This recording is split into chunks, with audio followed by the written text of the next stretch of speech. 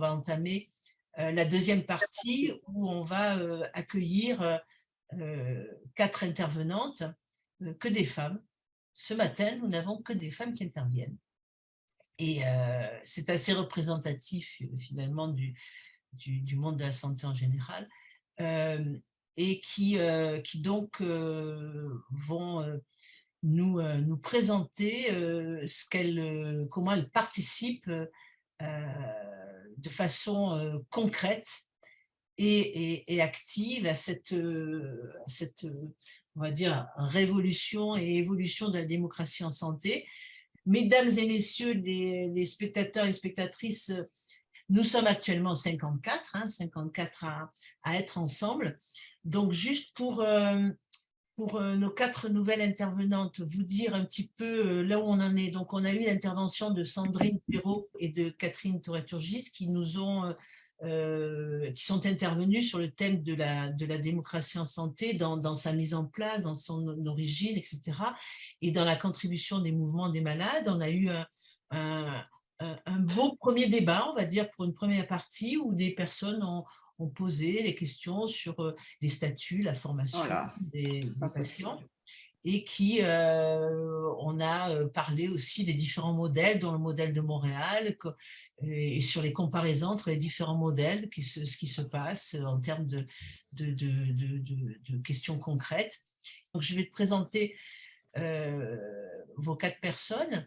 Donc, on a une table ronde avec quatre femmes qui s'appellent Éléonore Piotte de Villard, Nathalie Robert, Sabine Dutheil et Béatrice Joanne, qui vient de parler à l'instant.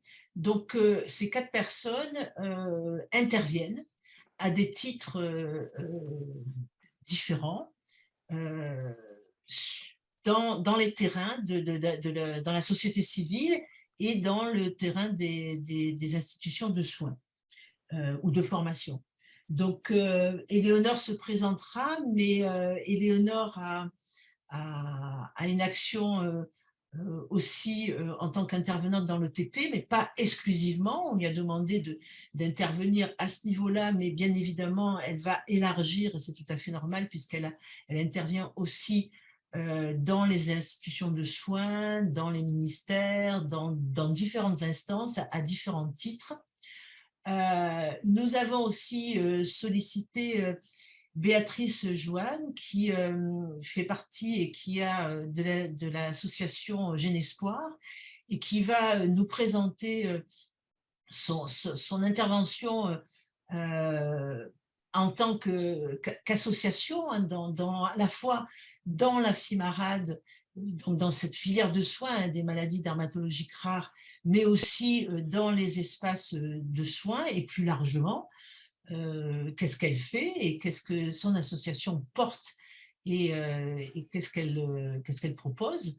On aura Nathalie Robert qui va présenter son intervention. Alors, même si Nathalie aussi a différentes façons d'intervenir dans différents endroits, on l'a sollicité là dans sa fonction de représentant des usagers.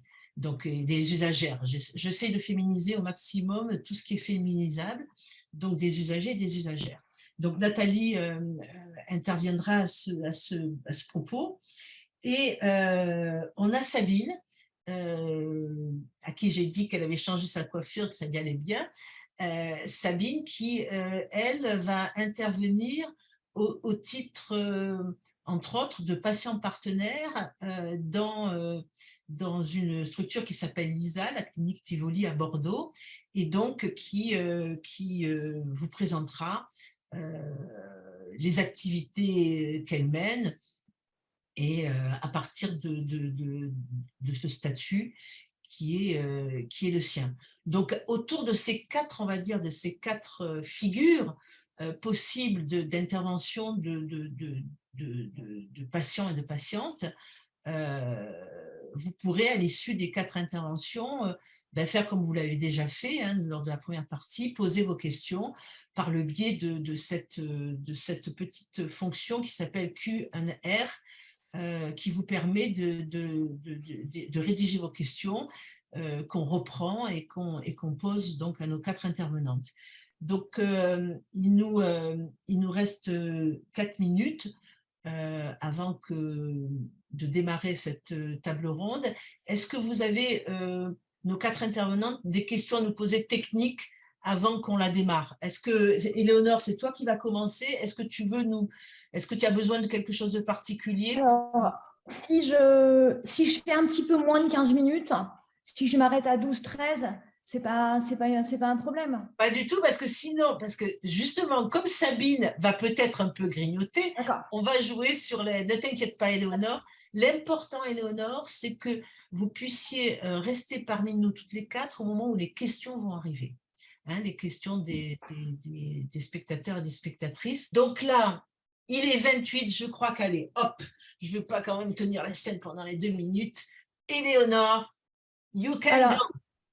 Alors, je suis très heureuse d'être présente avec vous aujourd'hui. J'aime bien dire ça, je suis un bébé de l'Université des patients qui m'a fait renaître à un moment difficile de ma vie. Donc, je remercie tout particulièrement Catherine Tourette-Turgis, toute son équipe, l'équipe de Comment dire, de m'avoir demandé de participer aujourd'hui. Avant d'en arriver au vif du sujet, en fait, le patient qui intervient dans le système de santé, je vais faire un petit condensé de mon parcours. La maladie est venue à un moment donné me cueillir dans un parcours professionnel autour du sport et de la compétition.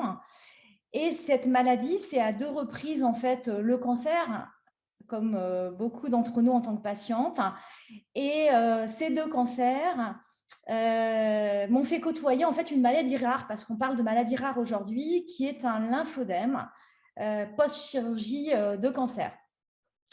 Donc, à ce moment-là de ma vie, à 35 ans, je suis un peu cassée dans mes aspirations professionnelles. Je suis sur le bord de la route parce que j'ai un handicap à la jambe. Je me retrouve en situation d'invalidité. Mais en même temps, je rencontre au travers des soignants qui m'accompagnent des personnalités formidables qui me donnent envie à un moment donné de m'engager.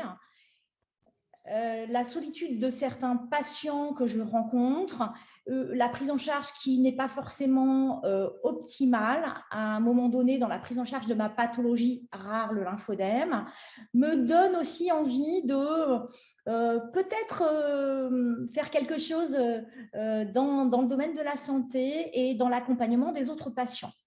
Donc, ces rencontres de soignants, ces opportunités de discuter avec eux, de voir ce qu'on pourrait améliorer aussi au gré d'un programme d'éducation thérapeutique auquel j'ai participé pour ma maladie, font que j'ai l'envie à un moment donné d'apporter ma petite pierre à l'édifice et de me reconvertir, de me reformer. Je viens du monde sportif. Le sport, c'est aussi une opportunité d'aider les patients à aller mieux. Je passe un DU sport et cancer à la Camille. Et là, je me rends compte que la maladie, malheureusement, au gré des complications et des récidives, fait qu'il y a une grande partie de mon temps où je suis une patiente. Et là j'entends parler de l'Université des patients et j'entends parler de l'Université des patients et de Catherine Tourette-Turgis. Je creuse et j'ai la chance de pouvoir suivre ce formidable DU d'éducation thérapeutique, puis ce master d'éducation thérapeutique. Et c'est le début d'une belle aventure avec l'Université des patients et d'une reconversion petit à petit en tant que patiente partenaire ou patiente expert dans différentes missions que je vais un petit peu vous détailler plus tard. Et depuis 5 ans, l'Université des patients ne me lâche pas et je ne la lâche pas non plus. Et j'ai eu l'occasion de continuer ma formation, donc ma formation continue, que ça soit au travers du DU du TP, du Master 2 en éducation thérapeutique, des masterclass de patients formateurs de soignants ou du GAPEX, du groupe d'analyse de pratique des expériences patients. Et cette reconversion grâce à l'Université des patients a été extrêmement riche parce qu'elle m'a permis de continuer à côtoyer des patients, mais pas uniquement, des soignants aussi. Donc ça, c'est regard croisé sur le monde du soin, la maladie chronique est hyper importante. Avant d'entamer ce parcours professionnel, ce parcours, vous voyez, je dis parcours professionnel et parce que je me sens patiente professionnelle, j'ai eu besoin aussi de me nourrir de tout ce que l'Université des patients m'a apporté en m'appuyant en fait sur toutes les nourritures universitaires proposées par l'Université des patients aux confins des sciences de la sociologie, de la psychologie, etc., etc. Et ça m'a vraiment permis de prendre du recul sur ce que j'avais vécu en tant que patiente et de grandir dans ce statut de patient partenaire, patient expert qui allait être le mien petit à petit. Alors, je me suis aussi engagée parce qu'on n'est pas patient expert ou patient partenaire seul dans son coin, dans des associations. J'ai d'abord créé l'Infosport qui accompagne les patients atteints de lymphodème, notamment par l'activité physique adaptée, mais pas que, beaucoup par l'éducation thérapeutique. Je fais aussi partie d'une association de patientes atteintes de cancer gynécologique et d'associations savantes comme le PFL autour du lymphodème. Voyez, donc tout ça, il y a eu le sport à la base, des rencontres, des opportunités mélangées avec la maladie. Et puis après, une opportunité de reconversion avec l'UDP et puis du temps pour que tout ça se mette en place. On va passer à la diapo 2. Violette, s'il te plaît. Alors, qu'est-ce que je fais en tant que patiente partenaire? Tout ça est assez varié. Un patient partenaire n'est pas forcément appelé vers toutes ces missions-là. J'interviens beaucoup dans le parcours de soins du patient, notamment au travers de l'éducation thérapeutique du patient. J'y ai goûté, moi, en tant que patiente, plusieurs fois pour la prise en charge de mes cancers ou de mon lymphodème. Et je dois dire que ça a été une révélation pour moi. Et c'est vraiment, si je devais retenir qu'une seule de mes missions en tant que patiente partenaire, ça serait patiente animatrice dans des programmes de TP. J'ai la chance d'intervenir sur plusieurs domaines à l'Institut Curie, où là, je fais partie de l'équipe de l'UTEP au travers d'ateliers que j'ai co-créés et que maintenant je co-anime, notamment sur la sexualité. C'est un sujet qui me tient à cœur pour les patients, que ce soit la fatigue, la douleur, etc. J'ai aussi le plaisir d'intervenir dans des programmes douleur sur des pathologies. La douleur est très transversale sur de nombreuses pathologies chroniques. Et donc, j'interviens sur l'activité physique dans de nombreux programmes d'ETP en Île-de-France. Après, beaucoup autour de l'activité physique, j'ai adapté des tutos, des vidéos, des séances pour des services de soins ou des associations. Après, il y a aussi le domaine de la recherche clinique. En tant que patiente qui a eu 2 cancers, j'ai la chance d'être relectrice pour la Ligue contre le cancer sur les notes d'information patients qui sont proposées aux patients qui rentrent dans un essai thérapeutique. Donc là, c'est extrêmement intéressant de côtoyer la recherche clinique. Mais pas que, j'ai aussi, avec l'Institut Curie, j'ai une bourse de recherche en tant que patiente chercheuse autour d'un programme de recherche, on va dire en épidémiologie sur douleur du cancer, où on étudie en fait les conséquences de l'entrée de patients douloureux dans un programme douleur du cancer. Donc, c'est très intéressant. Après, il y a tout le volet aussi recherche autour du dispositif médical pour développer des produits, des matériaux qui vont aider les patients atteints de la même pathologie que moi à mieux vivre au quotidien leur pathologie. Voilà. Donc ça, c'est un travail de collaboration avec des ingénieurs, des services innovation, des services recherche et développement qui font appel à moi pour travailler sur des nouveaux projets de produits, de e-produits ou de dispositifs médicaux. Après, deuxième cœur de métier pour moi en tant que patiente partenaire, c'est vraiment la formation, la transmission. J'ai goûté à ça avec l'UDP qui me fait intervenir très régulièrement sur le DU-ETP, le Master ETP ou les masterclass. Et je me sens patiente formatrice. J'aime vraiment pouvoir transmettre ce que j'ai appris à l'université des patients. Et ça, je le fais que ça soit en présentiel ou en visio, parce que quand on est patient, on est aussi quelquefois en période de récidive et de complications, on est un peu fatigué. Et la visio permet aussi, quand on est patiente, de pouvoir transmettre. Donc ça, c'est pour les écoles d'infirmières, les écoles d'ergothérapie, les écoles de kiné, mais aussi au sein de l'UDP, au sein des cursus, et puis pour des formations continues qui sont destinées aux médecins, aux gynécologues, etc., qui me permettent de donner mon regard de patient, mon expérience de la pathologie, mais pas que. Je suis aussi en responsabilité sur des UE en éducation thérapeutique, que ce soit en ergothérapie ou en école d'infirmière, où là, je co-construis en fait un UE avec les formateurs. Il y a aussi la place de la démocratie sanitaire. Alors, Madame Robert nous en parlera tout à l'heure.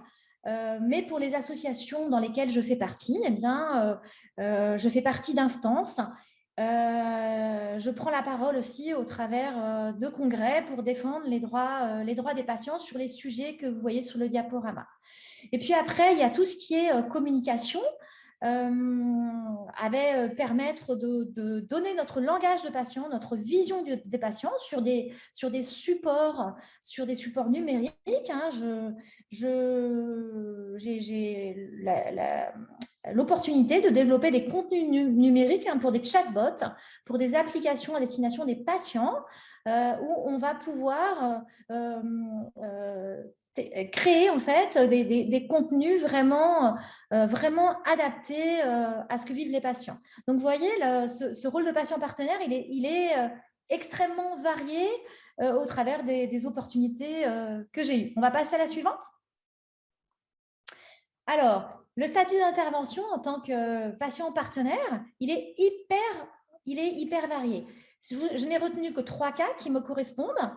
J'interviens soit en tant que bénévole, que ce soit en tant que membre de l'association Imagine, quand je participe à des tables rondes, à des congrès, à des stands dans les hôpitaux, à différents projets qui se montent. Voilà. Il faut dire que c'est important, hein, le patient partenaire, il est souvent encore en phase de maladie. Et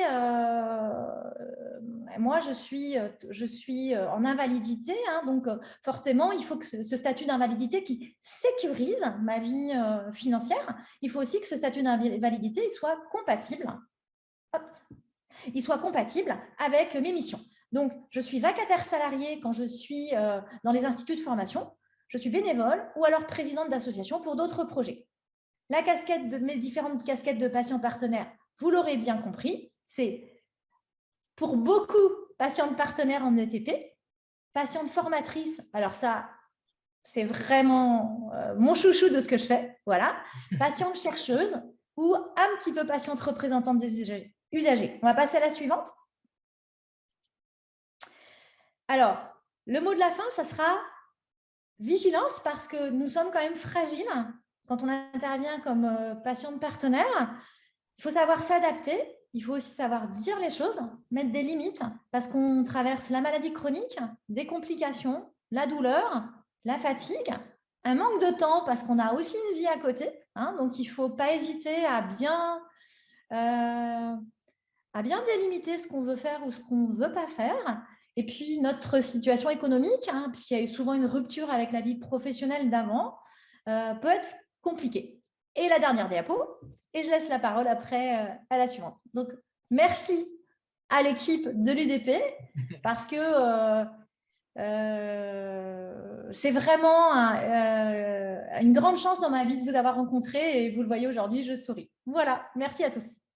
Mais merci Éléonore, c'est toujours très émouvant quand tu nous remercies, puis on est tellement contente de travailler avec toi et de voir comment tout ce que tu fais, que tu nous apportes et que tu apportes aux uns aux autres. Euh, Tu auras des questions, il y a déjà des questions qui sont arrivées pour toi. Nathalie, maintenant, c'est à toi qu'on passe la parole. Tu disposes de tes 15 minutes et si tu veux, un petit peu avant, si tu as peur de déborder, on pourra te faire signe si ça ne te dérange pas. Ok. Bon, ben, alors bonjour à vous tous. Merci, je vais faire comme Éléonore. Merci à l'UDP d'avoir pensé à moi. Donc, qui suis-je? Donc, je suis Nathalie Robert, j'ai 57 ans et je suis représentante des usagers depuis 2017. Je fais partie de la première promotion que M. Salah, ingénieur pédagogique, avait fait en 2017.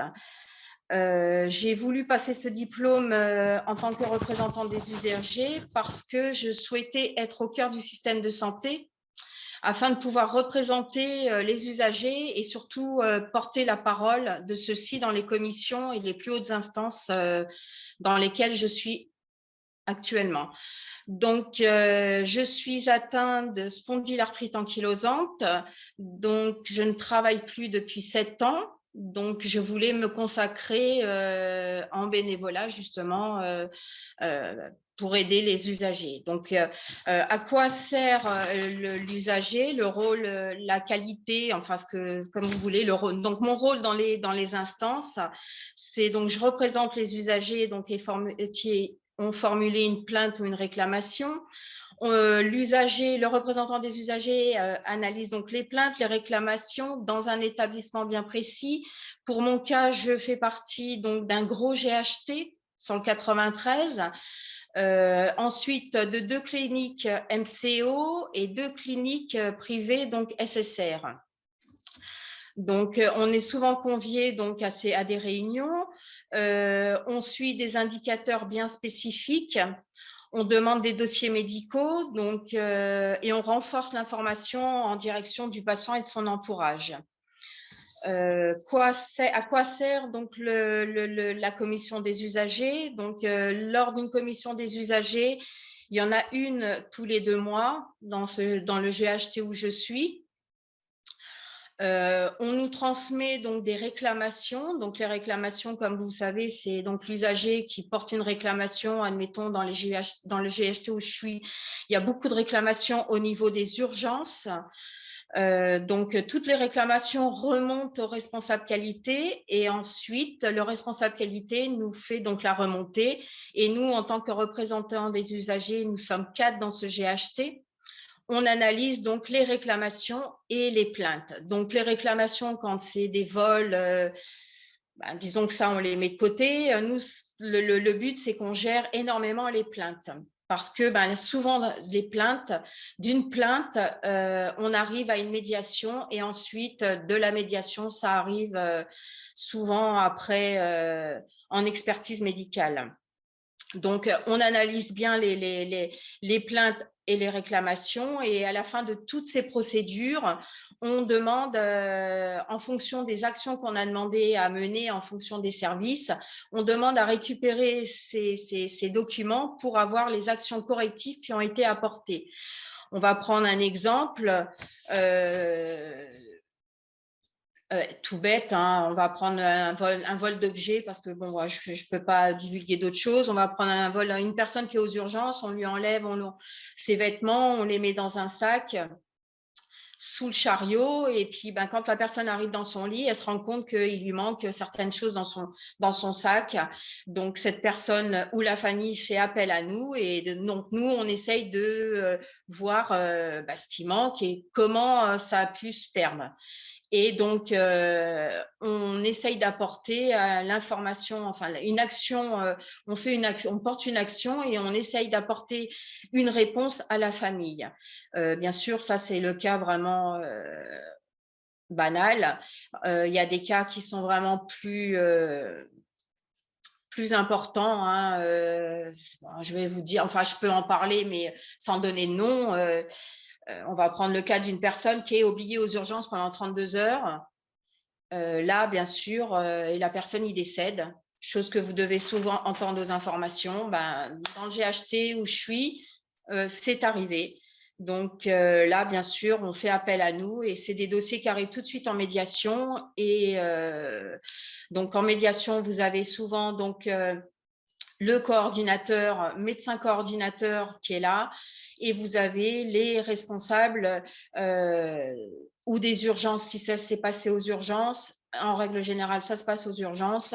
Donc, vous avez le chef de service, la cadre de santé, et vous avez donc le représentant des usagers qui est là, pas pour défendre l'hôpital, pour surtout aider la famille à poser les questions et à pouvoir obtenir, entre guillemets, je dis bien, gain de cause. Donc, on l'aide dans toutes les démarches administratives par rapport à ça. Donc, voilà, en gros, le rôle, enfin, c'est vraiment en gros, hein, le rôle du représentant de l'usager. Vous avez d'autres choses, hein. Moi, en tant que représentant des usagers, en clinique SSR, je vais tous les mois dans ces établissements de santé sans dire que j'arrive, et je vais dans les services et je demande à voir les étages. Enfin, je vais dans les étages et j'essaye de voir s'il n'y a pas de problème de bien-traitance, enfin, s'il n'y a pas de problème de maltraitance. Et s'il y a des problèmes de maltraitance, je fais les remontées d'informations déjà à la cadre et ensuite à la direction. Quand je vais en clinique MCO, pareil, quand il y a des nouvelles organisations, j'essaye d'aller dans les services, je demande à aller dans les chambres, et là, je demande toujours en tant que représentant des usagers, hein. Donc j'y vais en tant que agent, enfin en tant que Spondyloaction ou France Alzheimer, puisque j'ai 2 étiquettes, je l'ai pas dit. Je suis directrice générale de l'association Spondyloaction, qui est mon association. Je l'ai créée il y a 7 ans. Donc, c'est la spondylarthrite. Et je suis aussi représentante des usagers pour France Alzheimer. Donc, en fonction des établissements de santé, je mets ma casquette de France Alzheimer ou ma casquette de Spondyloaction. Donc, en clinique SSR, c'est souvent France Alzheimer. Justement, c'est pour ça que je parlais de la maltraitance. Et quand c'est en clinique MCO, je prends ma casquette de spondyloaction, spondylarthrite ankylosante, parce que voilà, c'est souvent je vais dans les services malades chroniques. C'est bon, des cliniques MCO, c'est des cliniques où il y a des interventions. Enfin, c'est des cliniques que vous connaissez tous, hein. Donc, et en fonction de ce qu'on me dit, je demande à ce qu'il y ait des actions correctives de portée. Le rôle d'un représentant des usagers est très écouté maintenant dans ces établissements de santé. Moi, enfin, pour ma part, dans le GHT où je suis et dans ces établissements de santé privés, la parole de l'usager est très respectée, très écoutée. Quand je demande des actions correctives, en règle générale, elles sont apportées. Et en parallèle, vous avez tout ce qu'on ne voit pas, en fin de compte, c'est notre nom est affiché dans les carnets qu'on vous délivre quand vous rentrez dans un établissement de santé pour subir une intervention en ambulatoire ou une hospitalisation. Donc,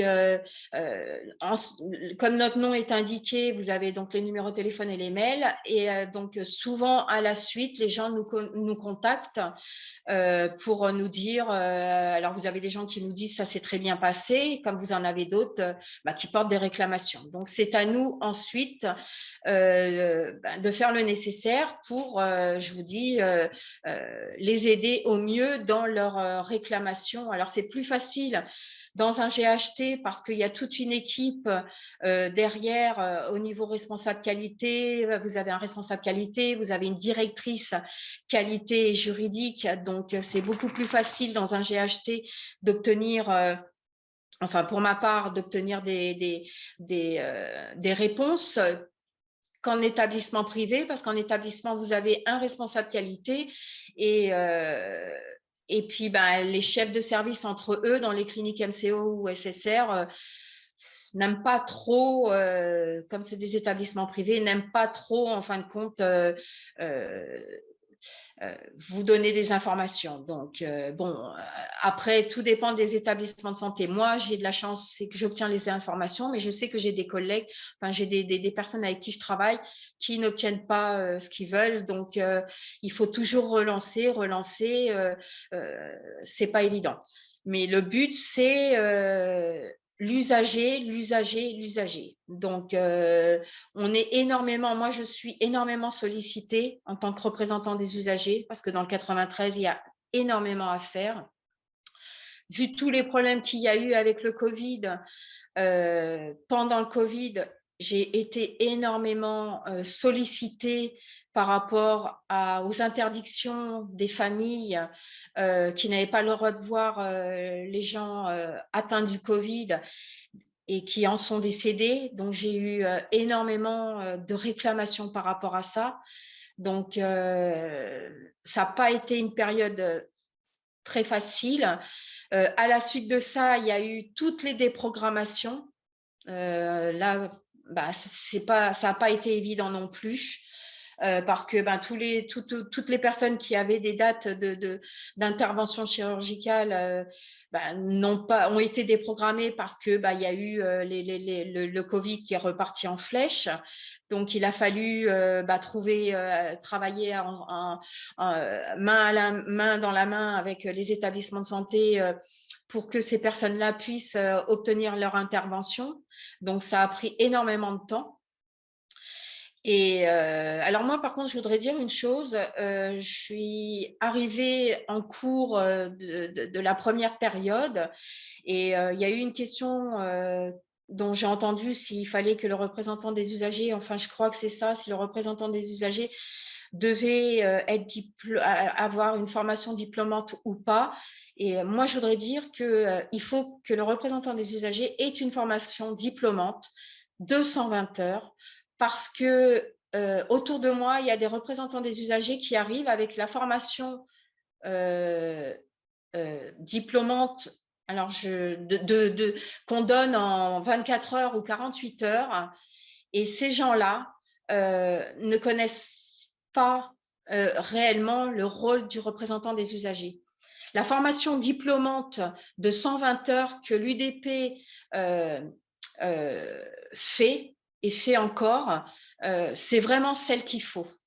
Parce que moi, je sais que quand je dis que j'ai un diplôme universitaire de la Sorbonne que tout le monde connaît, les gens me disent oui, en effet, ça n'a rien à voir avec la formation diplômante que l'on peut avoir.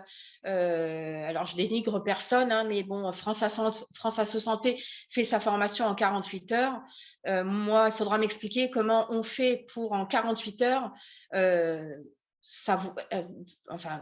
comment dire, comment on fait pour savoir le rôle d'un représentant des usagers, tout ce qu'il y a à faire en tant que représentant des usagers. Bien sûr, après, on acquiert une certaine expérience. Moi, la première année où j'étais représentant des usagers, il y a plein de choses que j'ai appris sur le tas. Maintenant, depuis 2017, j'ai fait énormément de médiation depuis. J'ai fait énormément de commissions des usagers, j'ai fait énormément de choses. Donc, l'expérience s'acquiert avec le temps. Mais sans ce diplôme universitaire, je pense que je ne serais pas autant reconnue qu'actuellement. Actuellement, dans le GHT, je fais partie du conseil de surveillance, je fais partie du comité d'activité libérale, je fais partie de la commission de la douleur, je fais partie de je fais partie de la commission administrative paritaire locale, je fais partie de la commission professionnelle des territoires de santé et je fais partie, en tant que représentant des usagers, je viens d'être nommée au sein de la CEPAM du 93. Sans ce diplôme universitaire, je n'aurais jamais pu faire partie de toutes ces commissions. Ah oui, je fais partie aussi de la commission des luttes contre les infections nosocomiales. Donc, c'est énormément de commissions. qu'on arrive à gérer parce que les commissions ne sont pas tout le temps le même jour. On fait énormément de visio, comme disait Éléonore, hein, parce qu'il y a aussi nos pathologies qui nous prennent du temps. Donc, quand je ne peux pas, je fais de la visio. Mais voilà, je tenais donc à dire que c'est cette formation diplômante en tant que cette formation diplômante de 120 heures en démocratie sanitaire, enfin démocratie en santé, a été pour moi très importante. Et voilà pourquoi maintenant je suis donc reconnue au sein de mes établissements de santé. Moi, je sais que j'ai demandé à intégrer le conseil de surveillance. Il y a des représentants des usagers qui n'ont pas pu faire partie du conseil de surveillance. Alors, OK, le conseil de surveillance, c'est une fois tous les trimestres, mais c'est un conseil de surveillance. Je fais partie aussi, oui, j'ai oublié, je fais partie de la CME de ce GHT. J'ai demandé à faire partie de la CME. C'est donc la CME, c'est le comité médical de l'établissement. Donc, c'est une réunion qui se passe tous les mois. Vous avez tous les chefs de service de l'établissement de santé, de ce GHT. Et la parole de l'usager, il est représenté donc au sein de ces commissions, parce que je suis là, moi, justement, pour dire ce qui va et ce qui ne va pas. Alors, je trouve que la parole de l'usager est très importante, surtout en 2022, et vu les problèmes qu'il y a actuellement au sein des hôpitaux. Voilà. Nathalie, franchement, Nathalie, je te remercie. Je te remercie de ton intervention qui illustre bien toutes les activités, la fonction. Je voudrais juste apporter un petit clin d'œil en disant que la formation des usagers est prévue sur effectivement un certain nombre d'heures, que le DU est tout à fait optionnel. Et je suis très heureuse et je te remercie de l'image que tu donnes de l'UDP. Pour l'ensemble des spectateurs, des spectatrices, il n'est pas nécessaire d'avoir un diplôme du point de vue de la loi de l'UDP pour pouvoir exercer et intervenir en tant que représentant des usagers et des usagères. Ah non, je n'ai pas dit que c'était… mais disons que ça…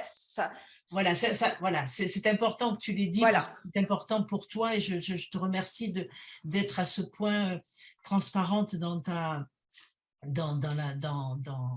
ce que tu nous partages, mais simplement pour qu'on le sache, hein, que ce n'est pas une…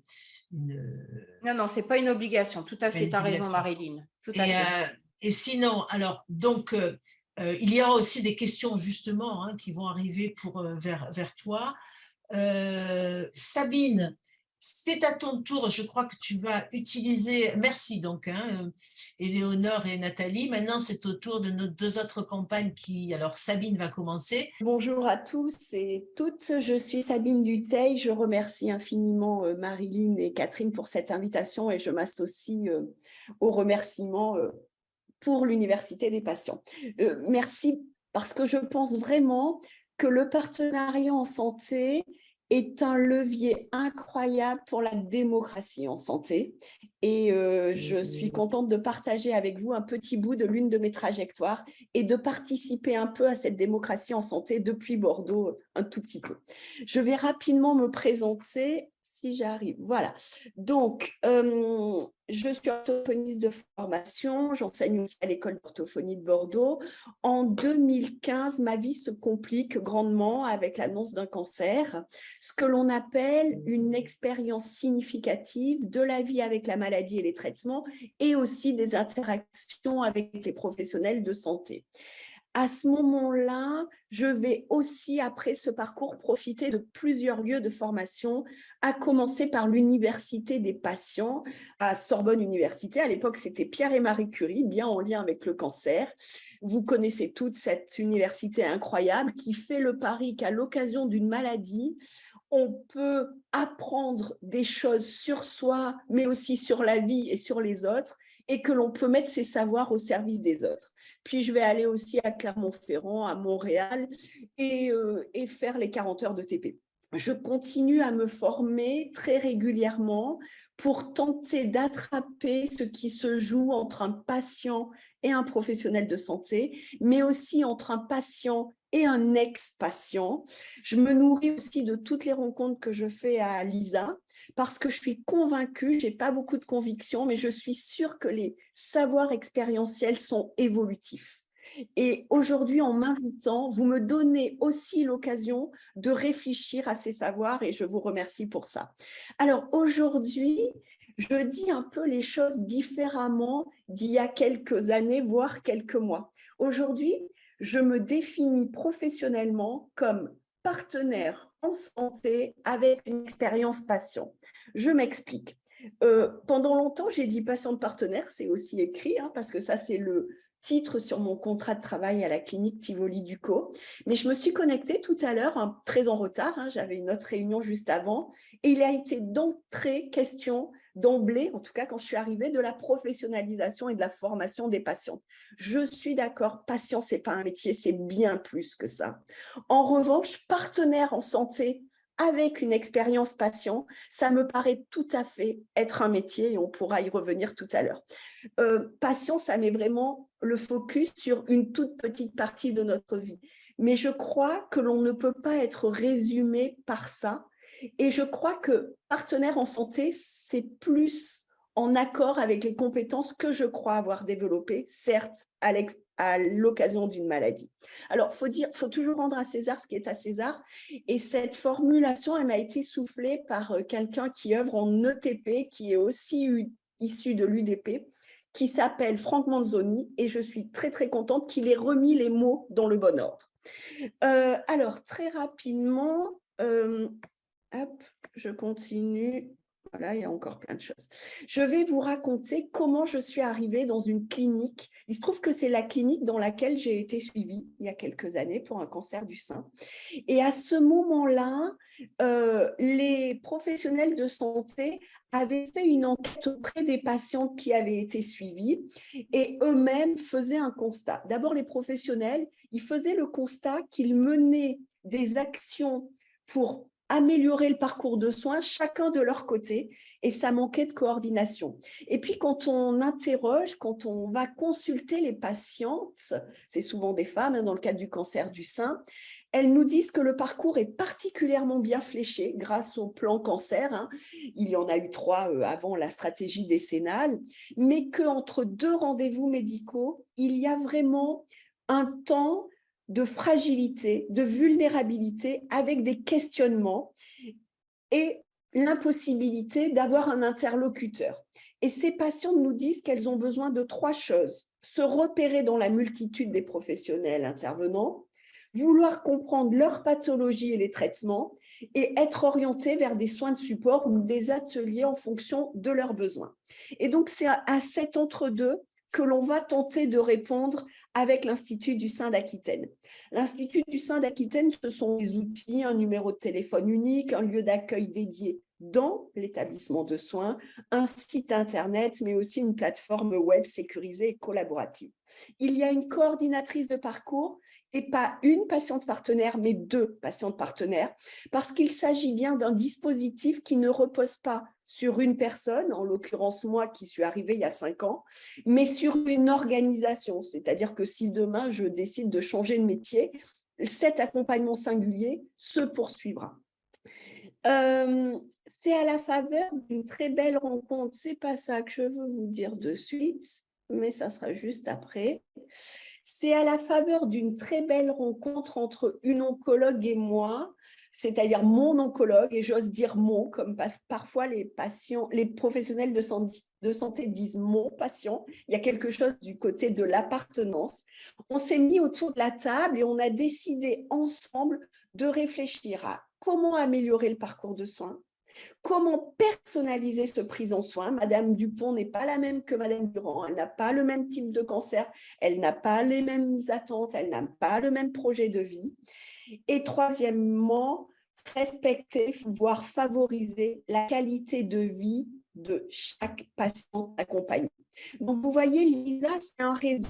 Et ce qui est essentiel, c'est que le patient, la patiente n'est plus au cœur durée comme dans les approches que l'on appelle santé, c'est la relation de soins qui est au cœur du positif. Et ça change tout.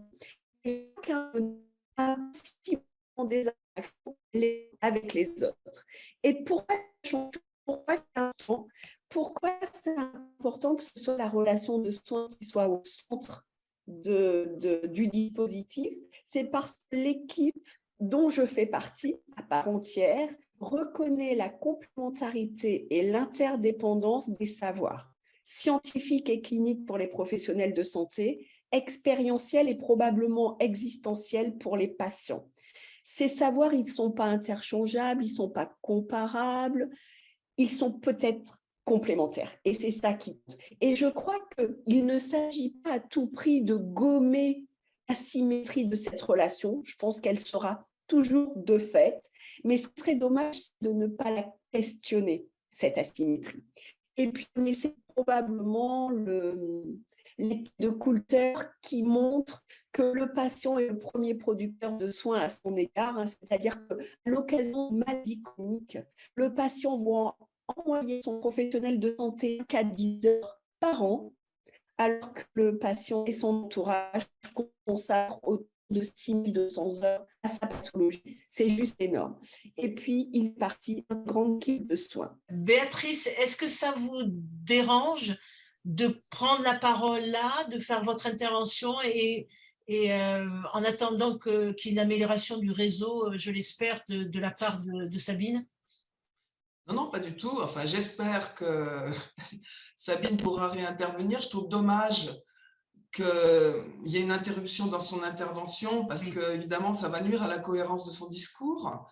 Béatrice, merci beaucoup d'accepter d'intervenir comme ça et on est tout oui pour vous écouter, pour entendre votre intervention et puis après on redonnera, vous avez donc vos 15 minutes, on redonnera la parole à Sabine dès que ça sera possible. Merci Béatrice. Voilà, non, mais je vous en prie, de toute façon, ça ne fait qu'avancer un tout petit peu mon intervention, donc ça ne change pas grand-chose. Voilà, donc je vous remercie beaucoup de me donner la parole. Je remercie Rebecca Gène de m'avoir sollicité et finalement d'avoir donné la parole à l'une des associations de la filière FIMARAD. Donc, je suis présidente de l'association Jeune Espoir.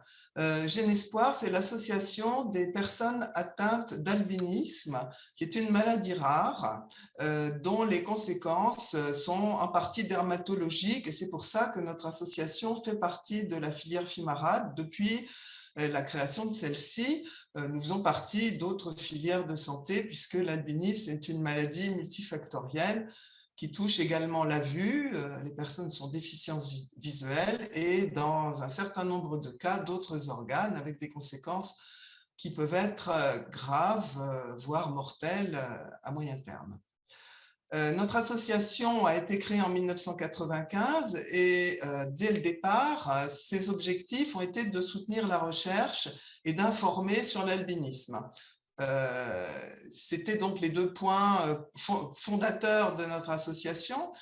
J'en suis devenue présidente en 2003, à un moment finalement où on commençait les bouleversements et toutes les actions en faveur de la démocratie pour la santé. Nous nous sommes trouvés embarqués, on va dire, dans ce projet, sans que ça soit le but initial de notre association, mais néanmoins, alors que nous ressentions vivement le besoin de contact avec le monde médical, un contact, disons, plus approfondi, puisqu'évidemment, en tant que malade ou en tant que parent de malade, nous étions concernés. Alors, je voudrais préciser ce que je n'ai pas fait au début, que je suis présidente de cette association, non pas parce que je suis moi-même atteinte, mais parce que j'ai eu 3 enfants atteints d'albinisme.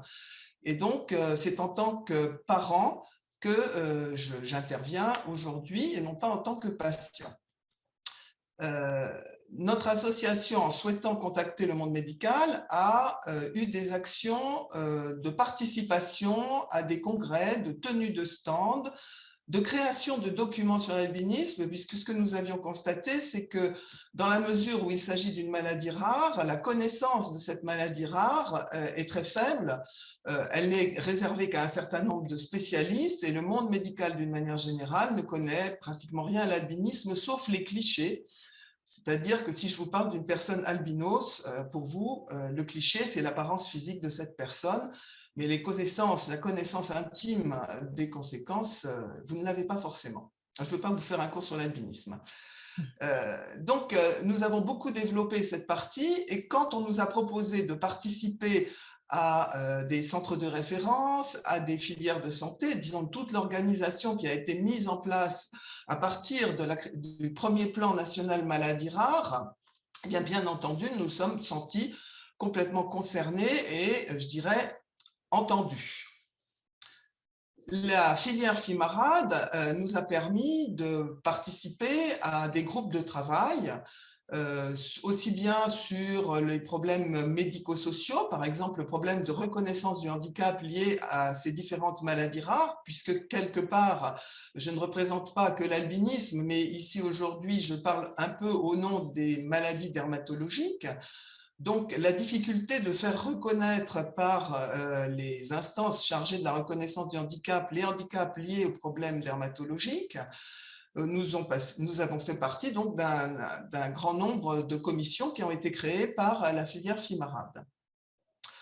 En 2016, la filière FIMARAD a proposé à notre association la construction d'un programme d'éducation thérapeutique.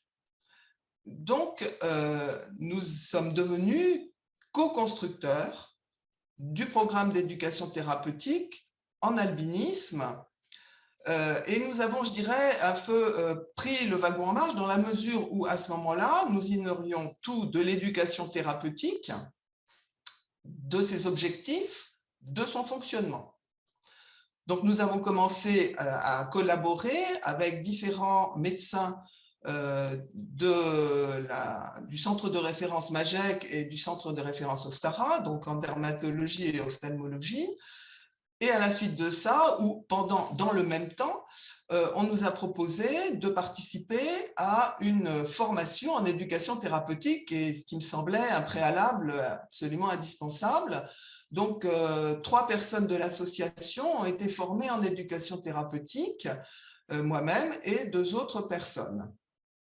Donc, à la suite de quoi nous avons donc pu finaliser ce programme d'éducation thérapeutique, qui est un programme très vaste, mais qui, pour l'instant, n'a pu s'appliquer qu'à une tranche d'âge. C'est un programme qui concerne aussi bien les enfants que les parents, que les personnes adultes, mais qui pour l'instant n'a pu être mise en œuvre que pour les enfants en âge scolaire, pour plusieurs raisons. Et l'une des raisons majeures, eh bien, c'est évidemment que ces programmes d'éducation thérapeutique ont été plus difficiles à mettre en place avec la crise Covid, sachant qu'il s'agissait de programmes. Alors, l'éducation thérapeutique a des parties qui font se faire de médecin à patient ou de médecin à parent, mais également des actions plus collectives où on va rassembler des familles, des enfants, des parents. Et là, à ce moment-là,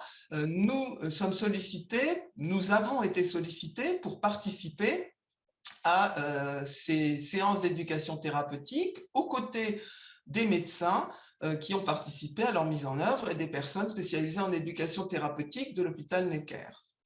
Alors, on n'a pas pu avoir beaucoup de participation du fait de la crise Covid, comme je l'ai dit, mais donc une volonté de notre association de participer, voire la contribution à la création d'outils d'éducation thérapeutique par soit une création personnelle, soit la recherche de financement permettant la construction d'outils d'éducation thérapeutique.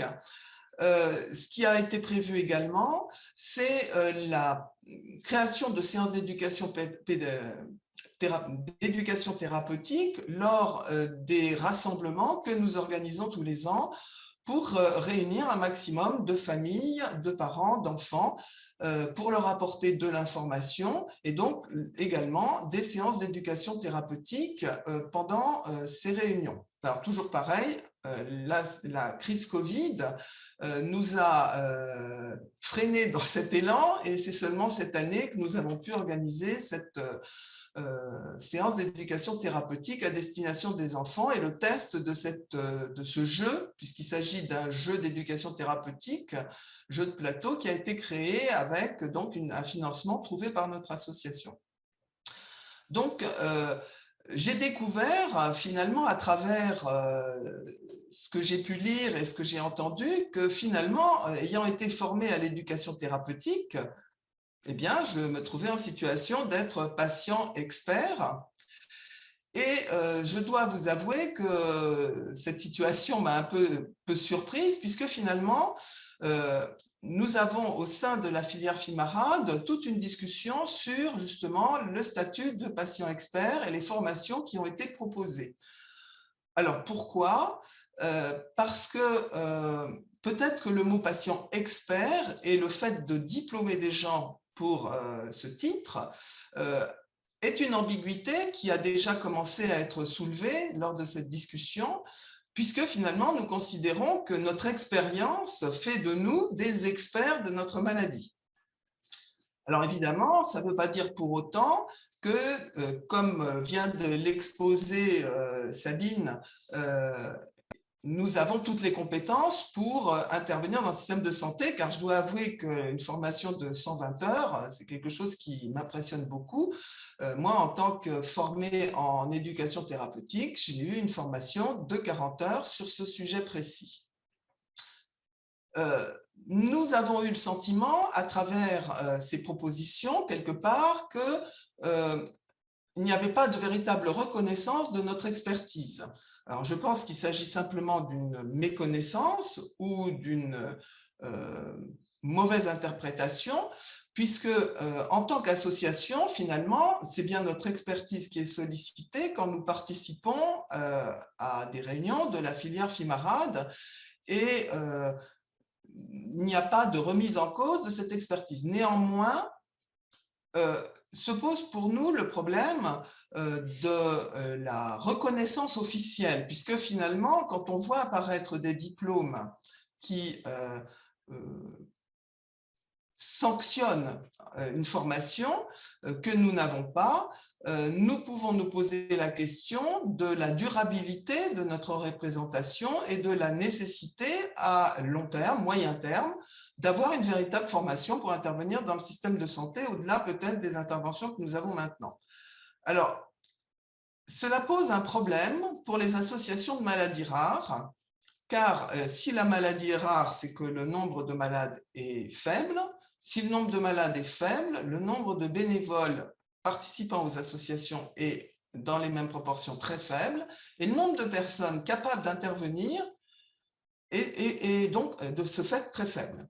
Donc, nous avons progressivement vu augmenter le nombre de missions, le nombre d'actions pour lesquelles nous étions sollicités. C'est-à-dire que l'association en elle-même a toujours le même rôle, elle doit toujours apporter soutien et information aux familles, apporter du soutien, enfin de l'information au monde médical, elle doit mener des actions pour collecter des fonds pour soutenir la recherche.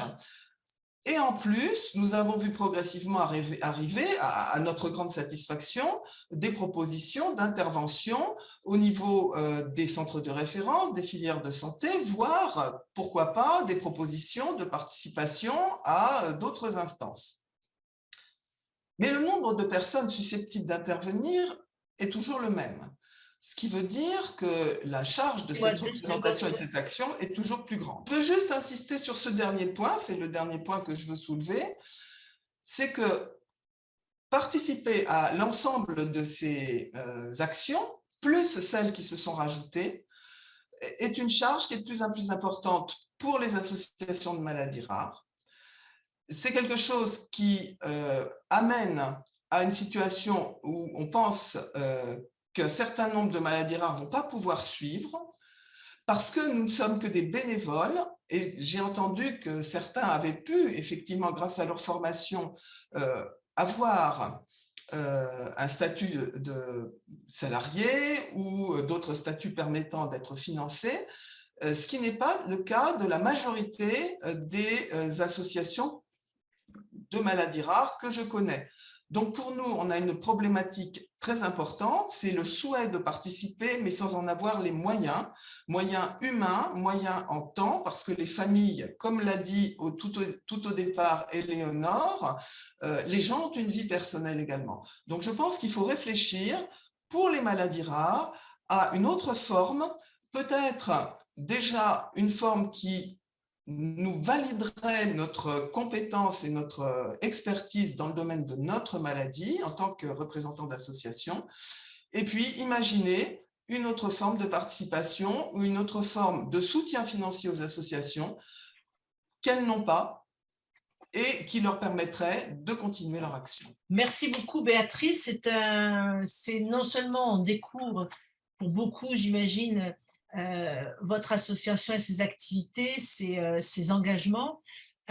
Vous terminez sur un bon plaidoyer en direction de FIMARAD. Le plaidoyer ne s'adresse pas qu'à FIMARAD. Les moyens qu'il faut trouver pour les associations de maladies rares ne sont pas au niveau de FIMARAD. Ce n'est pas du tout l'objectif et le but de FIMARAD. Tout à fait. C'est un plaidoyer en général et en particulier. Mais ce que on va demander à Sabine de terminer son intervention, on va un petit peu grignoter sur le temps du débat, mais il se tiendra. Sabine, est-ce que tu as vu avec Violette comment faire pour qu'on t'entende? Est-ce que vous m'entendez là? J'ai partagé ma connexion avec mon téléphone. Je ne vais pas passer le PowerPoint. Et je vais essayer d'aller à l'essentiel. Marilyn, tu me fais signe si vous m'entendez. C'est génial. On t'entend très, très bien. Tu peux y aller. Bon, en fait, ma connexion était trop aléatoire. Je vais essayer d'aller vite pour ne pas empiéter sur le temps des questions et surtout, je vais essayer d'aller à l'essentiel par rapport à ce que j'ai entendu. À propos de la formation, justement, je suis sûre et certaine que je n'aurais jamais été embauchée dans cette équipe d'oncologie sans le diplôme universitaire que j'avais suivi au préalable à l'Université des patients. C'est d'ailleurs à l'occasion de d'un stage d'observation que je suis venue dans cette équipe 2 jours par semaine pendant 6 semaines et en fait, je n'en suis pas repartie. Donc, c'était vraiment quelque chose d'important. Et je voudrais préciser les choses à propos de cette question épineuse de la formation et puis de la rémunération aussi. 2 phrases sur la formation parce que j'aimerais en témoigner. Je pense vraiment... D'un côté, on entend que la formation formaterait. Je m'étonne toujours qu'on ait peur que les patients soient formatés. C'est probablement ceux qu'on formate le moins. Et annulerait la fraîcheur des savoirs dits expérientiels. En bref, comme les yaourts, il y aurait une date limite de consommation. Et en même temps, moi, je lis beaucoup Ève Gardien qui dit, et je la cite, « L'expérience accumulée doit avoir été l'objet d'une réflexion et d'une analyse pour être transformé en savoir expérientiel. » Donc, il y a vraiment ces deux pendants, et moi, je pense que je ne serais pas là où je suis, je ne serais pas en train de vous parler si je n'avais pas été formée. Et au-delà de ça, individuellement, c'était très important pour moi. Alors, qu'est-ce que je fais concrètement? C'est ça que tu attends, Marilyn, j'ai cru comprendre, dans l'équipe de Lisa. Donc, je suis partenaire à la fois des femmes touchées par un cancer du sein, comme je l'ai été moi-même il y a quelques années, et partenaire de l'équipe des professionnels de santé pour penser comment faire mieux. Il ne s'agit pas de dire c'était pas bien, il s'agit de penser comment on peut faire mieux. Donc concrètement, ce sont des consultations individuelles en relation duel avec les femmes à qui on a proposé cet accompagnement singulier avec quelqu'un qui, selon l'expression consacrée, est passé par là. Ce sont donc des rencontres qui se font soit dans l'établissement de soins, soit au téléphone. Dans l'établissement de soins, ça peut être dans la chambre d'hospitalisation, dans la salle de chimiothérapie. Mais dans mon contrat de travail, il est prévu que je peux aussi rencontrer ces femmes hors l'établissement de soins, c'est-à-dire ailleurs. Et ça, c'est très important parce que pour certaines, c'est compliqué de revenir dans l'établissement de soins. Qu'est-ce qui se passe au cours de ces rencontres? Au cours de ces rencontres, c'est un partage. On partage une débrouillardise dans la vie avec la maladie. On se donne des petits trucs. Je pense que ce n'est pas la chose la plus importante, mais ça existe. Il s'agit vraiment de soutenir la patiente pour que cette situation adverse soit le moins inconfortable possible. Je crois qu'on partage aussi la nécessité impérieuse de hiérarchiser notre vie et nos priorités, justement. Et puis aussi un questionnement sur le sens, dans les deux sens. Pourquoi moi? Pourquoi maintenant? Mais aussi, quel sens je vais donner à ma vie plus tard? Et puis, je crois au bout du bout que vraiment, ce que l'on partage dans le cadre particulièrement de cette maladie chronique si singulière qu'est le cancer, c'est une incertitude quant à l'avenir, mais toujours associée à une certitude de la finitude de la vie. Je pense que ce sont vraiment deux récits, deux narrations qui se rencontrent autour de ce sujet-là précisément. Ces rencontres individuelles, le format est choisi par la patiente. Il y a des patientes que je rencontre qu'une fois au cours de leur parcours. Il y en a d'autres que je rencontre plusieurs fois ou avec lesquelles j'échange plusieurs fois par semaine. Avec un point de vigilance très, très important, selon moi, ce ne sont pas les patientes qui ont le plus de demandes à mon égard, qui en ont probablement le plus besoin. C'est-à-dire que celles-là, elles ont capacité à repérer leurs demandes, à les formuler et à oser venir les questionner. C'est probablement les patientes pour qui la maladie, qui est une situation de vulnérabilité, a découvert d'autres vulnérabilités qui étaient avant la maladie, pour lesquelles on doit être les plus attentifs. Et là, je pense vraiment que le patient partenaire dans une équipe de soins participe à la réduction, on peut le dire comme ça, des inégalités sociales de santé. Et là, on est vraiment dans la démocratie en santé, c'est-à-dire être à l'écoute de ceux qui sont en marge, vraiment. Si j'ai encore 2 minutes, mais sinon tu me coupes, tu auras des questions. 2 minutes, quand on va demander aux patientes ce que fait cet accompagnement, elles disent 3 choses. Un soutien émotionnel et une réassurance, des informations inédites, une meilleure compréhension du parcours. Je ne suis pas du tout sûre que les informations soient inédites. C'est les mêmes que les professionnels de santé et ce sont les mêmes que sur Internet, mais c'est la place d'où on parle qui compte. C'est vraiment un puzzle. Tous les morceaux comptent, y compris celui de l'expérience patient. Par rapport aux professionnels de santé, ce qu'ils nous disent, et on est en train de documenter ça, c'est que je crois vraiment qu'on leur rend leur métier un peu plus confortable. Je m'explique.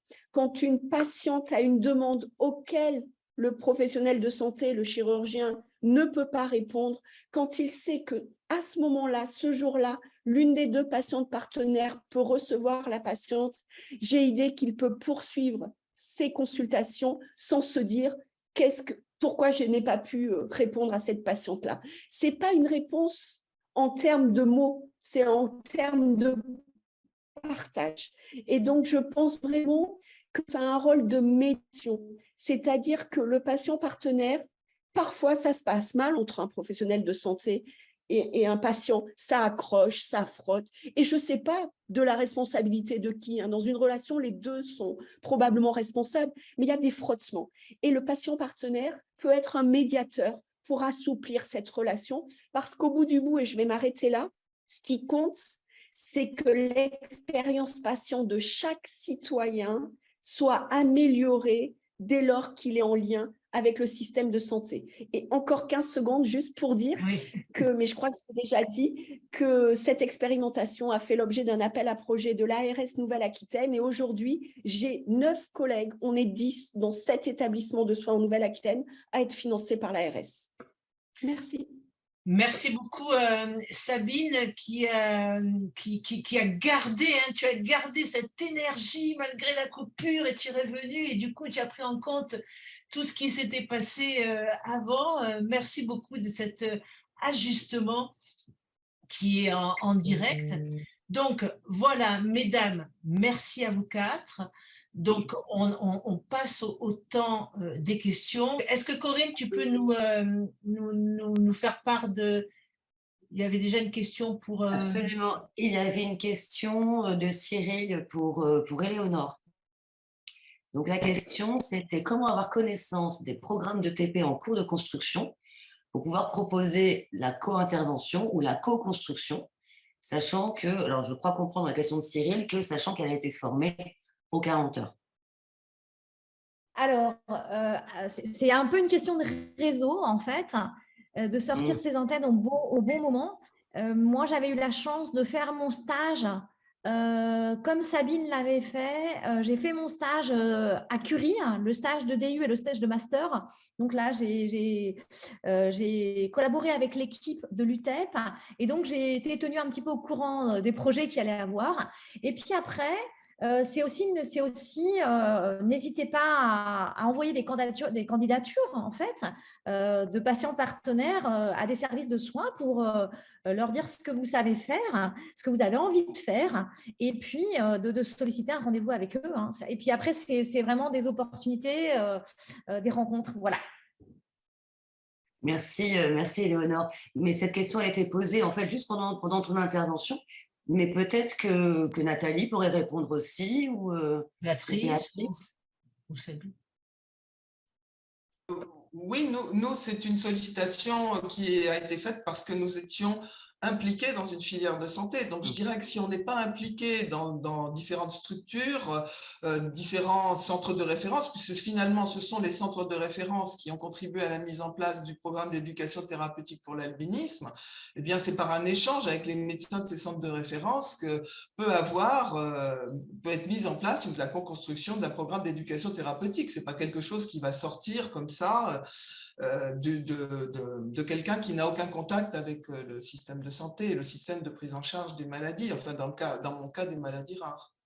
Alors, ce qu'on peut dire aussi, c'est que les ARS, les agences régionales de santé, publient sur leur site régional, hein, quand chaque ARS régionale a son site, elles publient les programmes d'éducation thérapeutique qui existent, ce qui veut dire que vous pouvez les noter et contacter ces équipes, puisque quand elles publient un programme, l'annonce d'un programme, l'ARS stipule le nom de l'établissement, l'équipe et le titre du programme. Donc, ça peut être intéressant pour vous aussi de pouvoir consulter ces sites d'ARS pour connaître les programmes qui sont développés, voire si vous observez qu'il n'y a pas de programme, vous pouvez aller voir une équipe et puis lui suggérer l'appui que vous pouvez apporter pour un programme. Ce que je voulais dire, c'est que c'est aussi beaucoup le réseau, hein. C'est-à-dire que là, je ne sais pas si c'est Cyril à côté de Bordeaux, mais si c'est elle, on se connaît bien. Et je pense que là, pour le coup, il y a une vraie communauté de patients partenaires en général, quoi, peu importe la modalité. Et ça fait très vite boule de neige. Je pense que Éléonore est très, très sollicitée parce que ça y est, elle a une petite visibilité. Et du coup, voilà, comme le disait Nathalie tout à l'heure aussi, elle est très, très sollicitée. Mais à nous aussi de laisser la place aux nouveaux, parce que moi, je suis toujours ravie d'avoir de nouveaux collègues et surtout ne pas rester dans son coin et partager tous ensemble pour faire toujours mieux, quoi. Merci Sabine de ces précisions. Alors, je me demande si justement on ne vient pas de répondre finalement à la question de Avec Mosaïka, qui demandait s'il y avait un site ou une institution qui référence les besoins des hôpitaux, des cliniques ou d'autres associations qui recherchent des patients partenaires. Déjà, les ARS, si on peut dire, publient. Après, il y a des associations qui peuvent aussi être source d'informations hein, sur qu'est-ce que les associations, elles sont en lien avec ces réseaux, hein, avec quelle équipe. Je pense que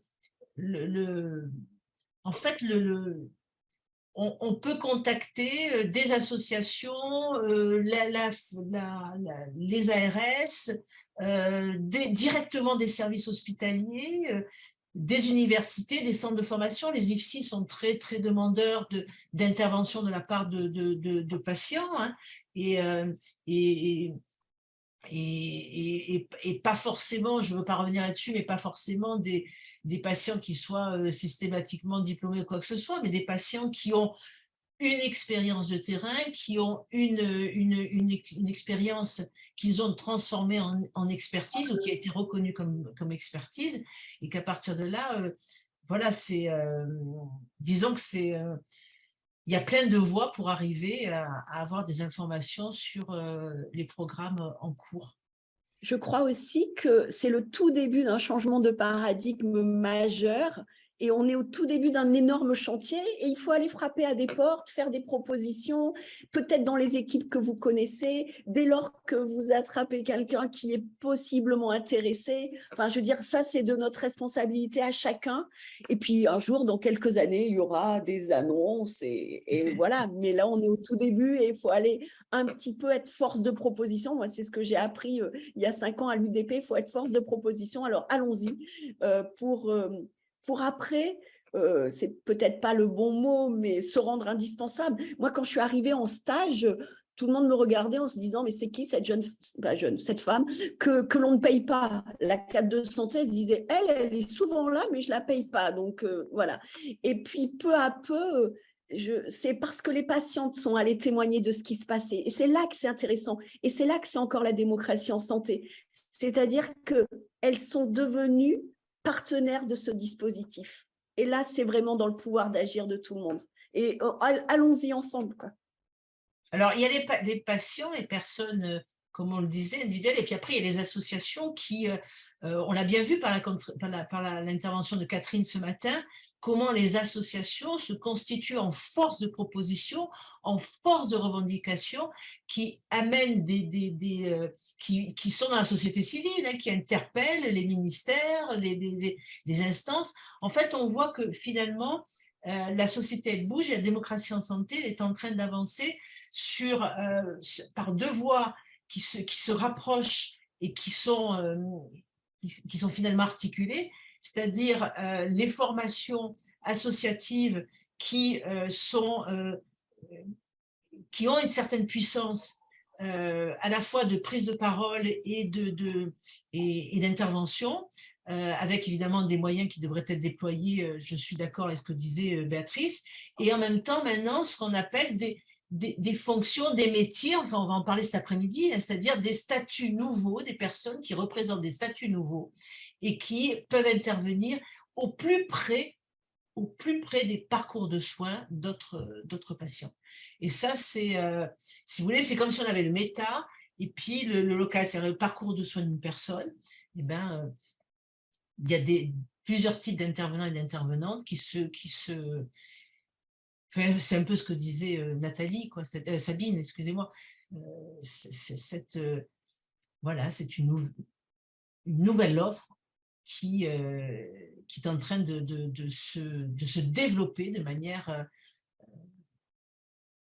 tout à fait créative, parce que maintenant que ça existe, évidemment, les formes vont être approfondies et vont être diversifiées. Est-ce qu'il y a des questions? Alors, j'en ai pas vu j'ai pas vu d'autres questions pour cette table ronde dans le questions et réponses. N'hésitez pas à poser vos questions, on les regarde, on les scrute.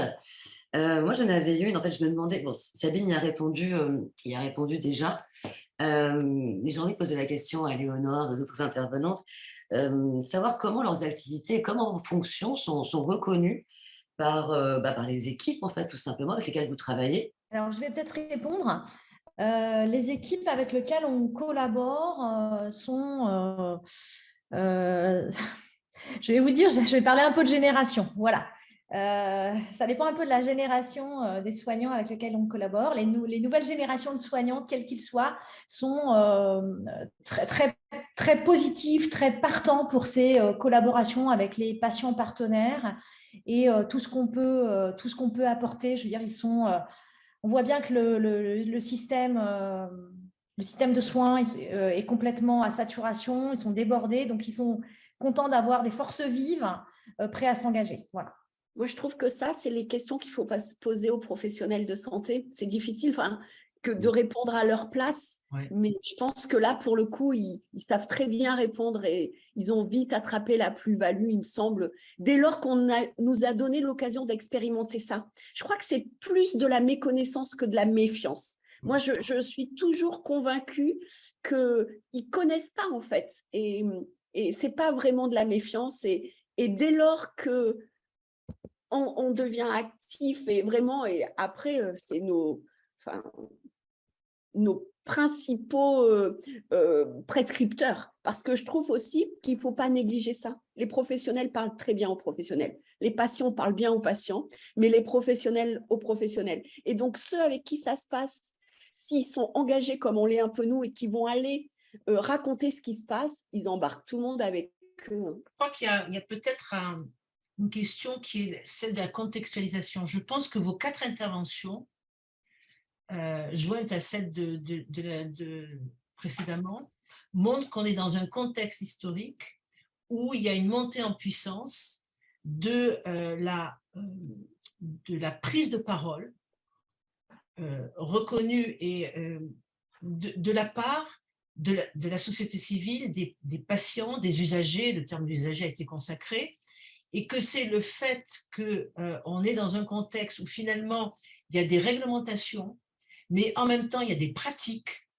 en même temps il y a des interrogations, en même temps il y a des revendications, et que c'est ce contexte qui fait que finalement on est tous et toutes dans le même moment où on se dit on ne peut plus faire sur nous sans nous, et que c'est bien parce qu'on a ces différentes formes d'entrée sociétale, je dirais, qu'aujourd'hui on peut faire ce webinaire qui est finalement l'intervention des patients, c'est entériné, elle est de fait. Maintenant, comment elle prend forme, comment on va pouvoir la structurer, comment on pourra, et en sachant qu'elle est déjà structurée dans certains lieux et qu'elle mérite d'être interrogée et développée. Donc moi, je pense que le contexte actuellement est un contexte, c'est toujours comme ça, hein, les avancées, les révolutions, c'est qu'à un moment donné, un niveau de revendication, un niveau de prise de parole qui est tel qu'on ne peut plus faire l'impasse sur les questions qui sont posées.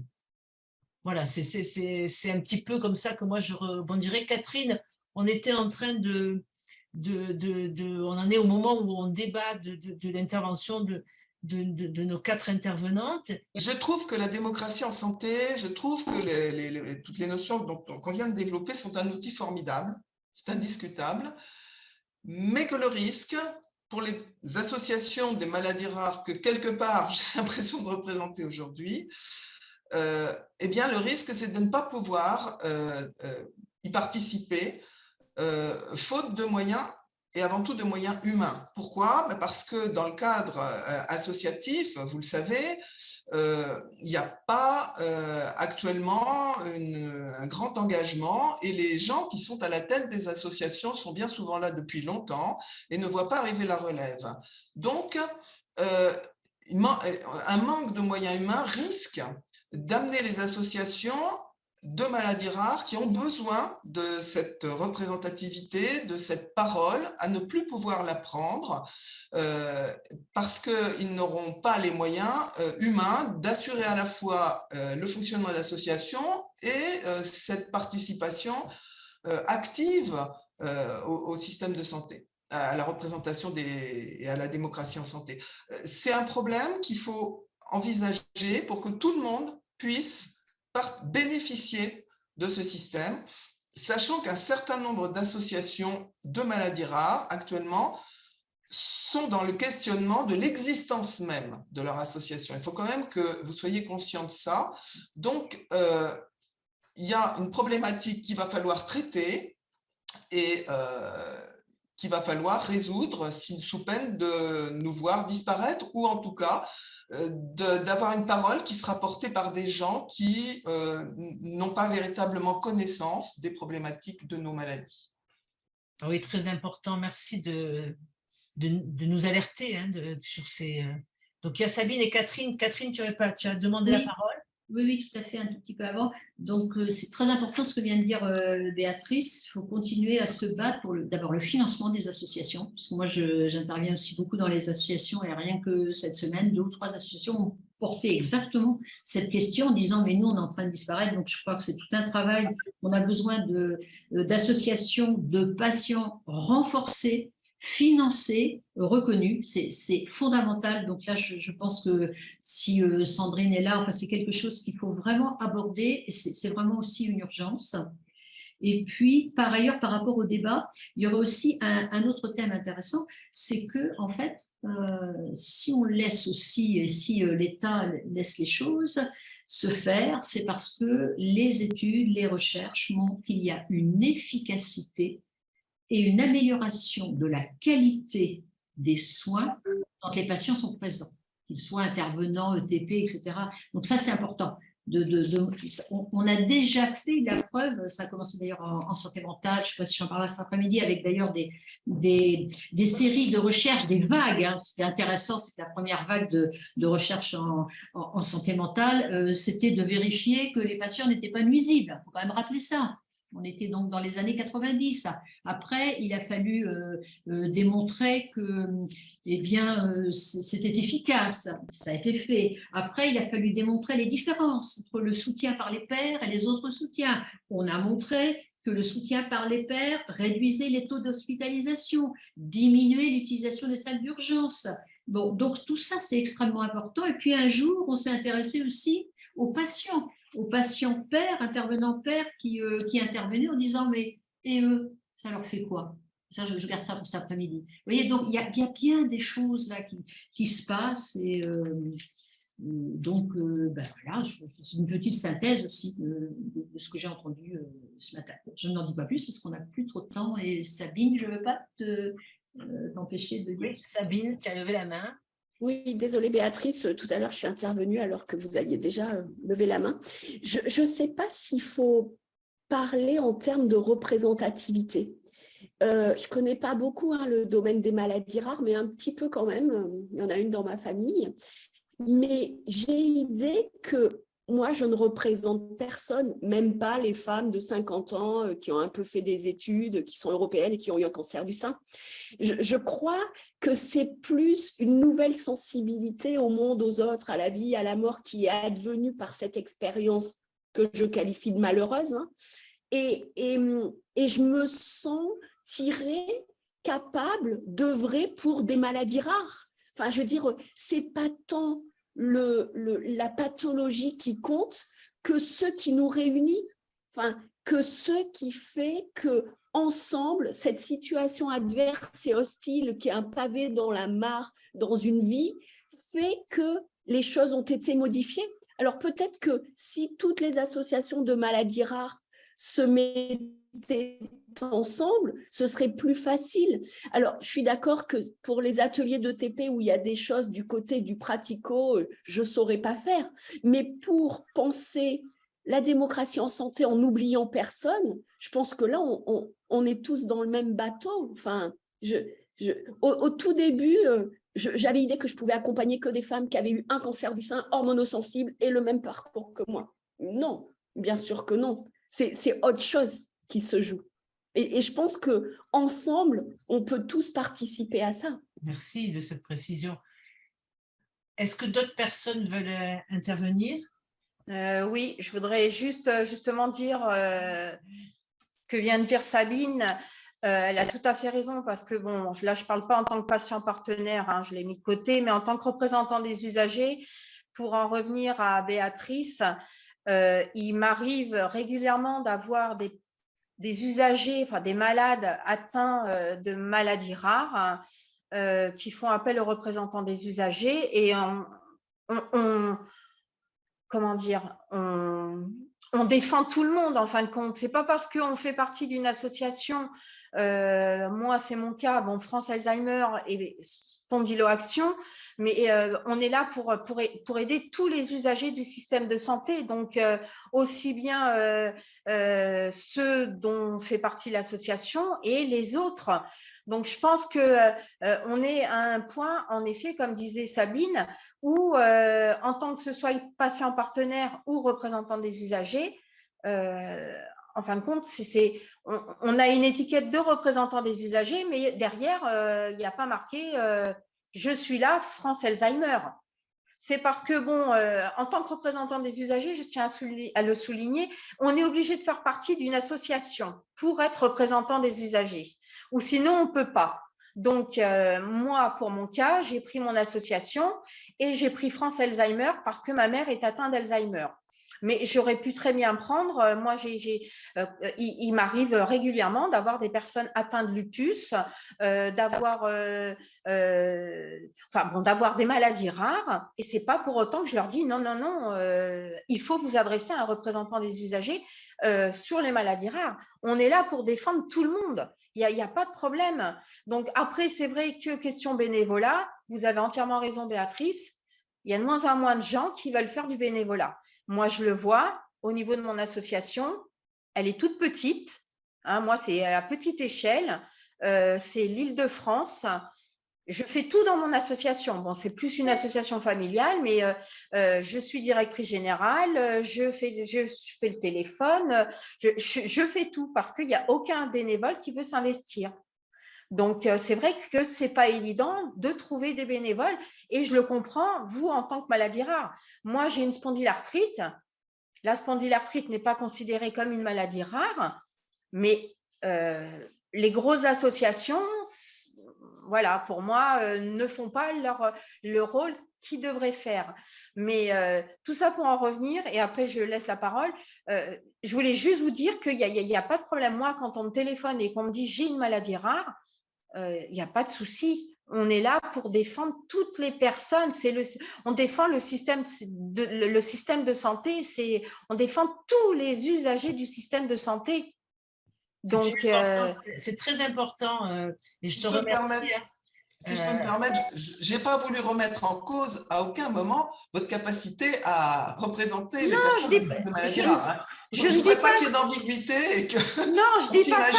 Que je suis la seule à pouvoir en parler. Hein. Non, non, j'ai pas dit ça. C'est justement, je peux comprendre qu'il y a des personnes qui se disent, parce que en tant que représentant des usagers, on a une étiquette. Moi, je le vois dans GHT, il y a marqué Madame Nathalie Robert, représentante des usagers France Alzheimer.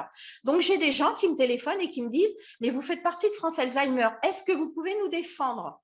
Mais bien sûr, c'est parce que, et ça, moi, je trouve ça un peu incohérent, un peu idiot, de faire partie d'une association pour pouvoir être représentant des usagers. Bon, c'est la loi de 2002 qui veut ça. On peut pas. Il faudrait que quelqu'un se porte là-dessus pour essayer de voir comment on peut travailler différemment. Mais voilà, moi, c'est souvent qu'on pose la question. Ce que tu nous dis, Nathalie, c'est qu'il y a une procédure, c'est-à-dire que pour pouvoir être représentant des usagers, il faut appartenir à une association qui peut justement permettre de pouvoir après statuer en tant que représentant des usagers. Mais ton intervention, pour rebondir et pour que ça soit bien clair, elle venait dans la suite logique de ce qu'avait proposé Sabine, c'est-à-dire qu'au fond, on n'est pas représentant que de sa propre expérience, mais son expérience fait qu'on voilà. on peut effectivement représenter, accompagner des patients. Je dirais, je vais envoyer à partir de compétences transverses, c'est-à-dire que les compétences qu'on développe et de l'expérience qu'on transforme en expertise fait qu'à un moment donné, les compétences qu'on développe, on peut les développer non pas simplement par rapport à son expérience propre de sa maladie, mais par rapport à l'expérience de la maladie en général. Voilà. Et ça, c'est important. Et en tout cas, pour la représentation des usagers, c'est princeps, hein, parce qu'effectivement, ça n'aurait aucun sens que des personnes ne représentent que leur pathologie. Bah oui. Conseil. Donc ça, je pense que tout le monde, qu'il n'y a pas de confusion là-dessus, tout le monde l'avait bien compris. Mesdames, il est 12h02. Je vous remercie parce que franchement, tenir un timing avec tous les ennuis qu'on a eu de connexion, de fil passant et tout ça, je pense que c'est franchement merci à Violette qui a pu aider quand il a fallu. Merci à Corinne et à Lénise et merci à vous toutes. Je vous propose donc, nous on va laisser en l'état, je crois qu'on va laisser ouvert mais on se retrouve donc à 14h. J'espère que tout le monde pourra nous rejoindre à nouveau. Ne vous inquiétez pas, on vous préviendra pour le replay pour que vous puissiez y accéder. Et je vous dis donc, si vous êtes d'accord, on se retrouve à 14 h. Donc, on va accueillir Alain Dejour cet après-midi et ensuite le consortium des universités et d'un groupe hospitalier qui travaille sur les VAE, et Alain Dejour qui a monté une demande à France Compétences sur la reconnaissance par la certification des compétences des malades. À tout à l'heure, Béatrice, et à tout à l'heure, je ne sais pas si on vous revoit, Sabine et Nathalie, mais en tout cas, merci, merci, merci. Merci à vous.